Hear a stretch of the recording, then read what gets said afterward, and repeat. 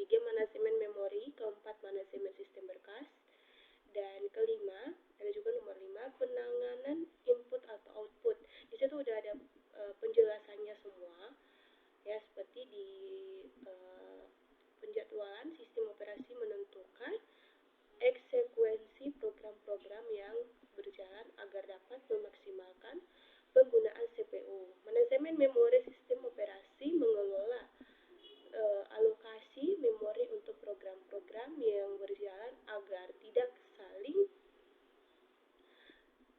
bertabrakan. Nomor 4, manajemen sistem berkas. Sistem operasi mengatur penyimpanan dan pengakses data pada perangkat penyimpanan seperti hard drive. Kelima, penenangan input atau output. Sistem operasi mengelola interaksi antara perangkat keras input-output dengan program-program aplikasi. Dengan adanya sistem operasi, pengguna dapat berinteraksi dengan komputer secara lebih mudah dan efisien. Sistem operasi juga memastikan bahwa sumber daya komputer digunakan secara optimal untuk mendukung sebagai kebutuhan pengguna. Kedua, pembahasan nomor 2, manajemen memori. Manajemen memori adalah proses yang dilakukan oleh sistem operasi untuk mengelola penggunaan memori komputer secara efisien. Tujuan utama dari manajemen memori adalah untuk menyediakan ruang memori yang cukup untuk program-program yang berjalan serta mengalokasikan dan membebaskan memori sesuai kebutuhan. Ada beberapa bagian dari manajemen ini. Ada paging,